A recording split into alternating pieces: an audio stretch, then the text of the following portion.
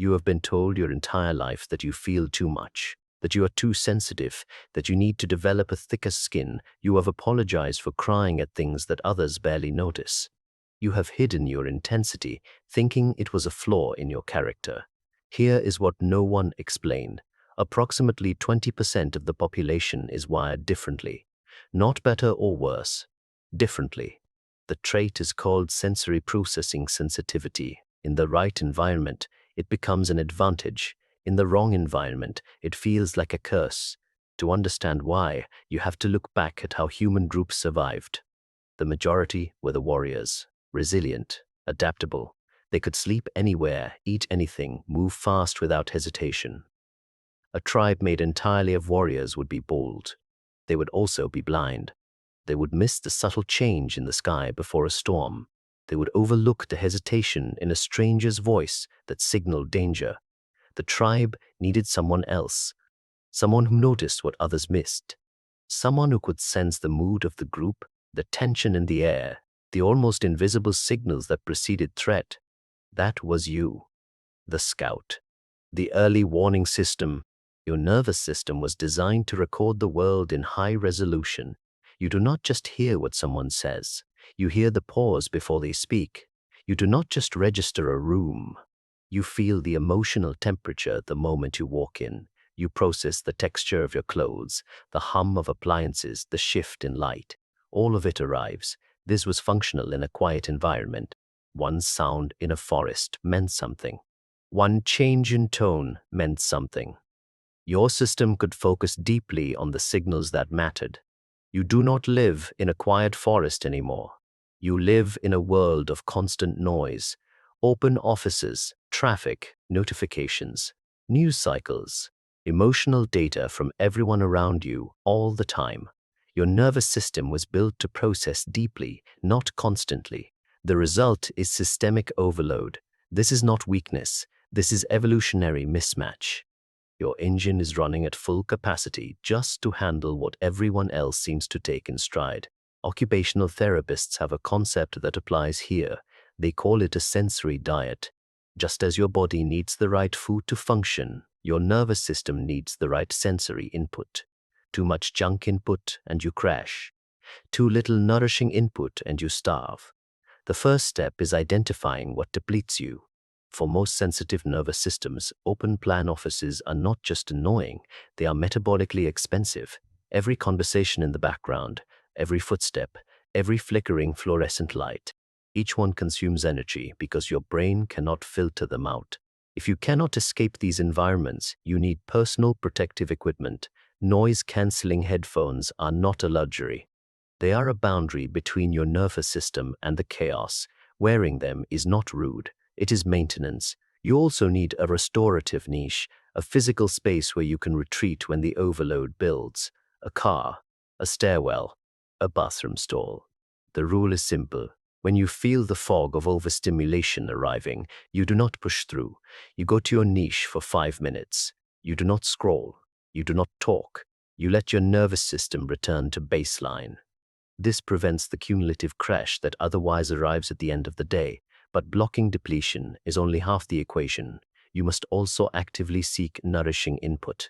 For a sensitive nervous system, beauty is not optional. It is functional medicine. Visual nutrition matters. Time spent looking at natural light, trees, complex patterns. Your brain is wired to find these signals of safety. Tactile nutrition matters. Soft fabrics, weighted blankets, physical pressure that signals your parasympathetic system to calm down. Auditory nutrition matters. Brown noise, rain sounds, silence. These inputs actively restore what the noise took away. You need to schedule them, not when you have time, as appointments with yourself. The same logic applies to your digital environment. Your phone was not designed for your nervous system. Those red notification badges, the constant pings, your brain treats them as threats. They create a low-level anxiety loop that runs constantly in the background. Try the grayscale protocol. Turn your screen to black and white. It sounds small. It changes everything. It removes the dopamine reward and turns your phone back into a simple tool. The depletion decreases every time you unlock it. Now the psychological layer. the part that drains most sensitive people more than any environment. Your mirror neurons are hyperactive. When someone near you is anxious, you do not just understand, you feel their anxiety in your own chest. When someone is sad, you metabolize their sadness. You are an emotional sponge in a world full of emotional spills. You need a different relationship to others and a different relationship to yourself. There is a distinction between empathy and compassion. Empathy is feeling with someone. It activates your pain centers. If your friend is drowning, empathy means you jump in and drown with them. Compassion is caring for someone.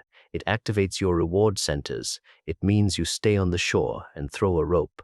When you feel yourself drowning in someone else's distress, pause. Say to yourself, I see your pain, but it is not mine. This is not cold. This is a psychological boundary. Once you have said it, you can ask, how can I offer support? From the shore, you are actually strong enough to help. The second psychological tool is the pause protocol. Because you feel so deeply, saying no feels physically painful. You sense the other person's disappointment before they express it. Your impulse is to fix it by saying yes. You say yes to everything until you have nothing left. Your brain processes social data deeply. That means you need more time to make decisions than other people, not because you are indecisive, because you are thorough. From now on, your default answer to any new request is this: let me check and get back to you. This sentence is your shield. It buys time. It lets your logical brain catch up to your emotional impulse. In that pause, you ask yourself, do I have the energy for this? Is this person nourishing or depleting? Is this good for my nervous system? The world was not built for you.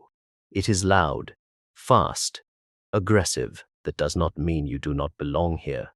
It means you cannot live on autopilot. You have to become the architect of your own environment. This is not about hiding. It is about resourcing yourself so you can actually be present. When your nervous system is regulated, your sensitivity stops being a burden and becomes what it was always meant to be, an advantage. You notice what others miss. You feel what others numb. You create what others cannot see, but only when the environment supports you. The greenhouse is not a luxury. It is a requirement, not for comfort, for function. When an orchid is placed in the right conditions, it does not just survive.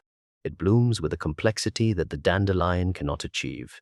Your job is not to become less sensitive. Your job is to become more selective about what you absorb, more intentional about where you spend your energy, more protective of the conditions that allow you to function. Start with one change today: the headphones, the niche, the pause. One small boundary that tells the world, this nervous system matters. You were never too much. You were just in the wrong environment. Now you know how to build the right one.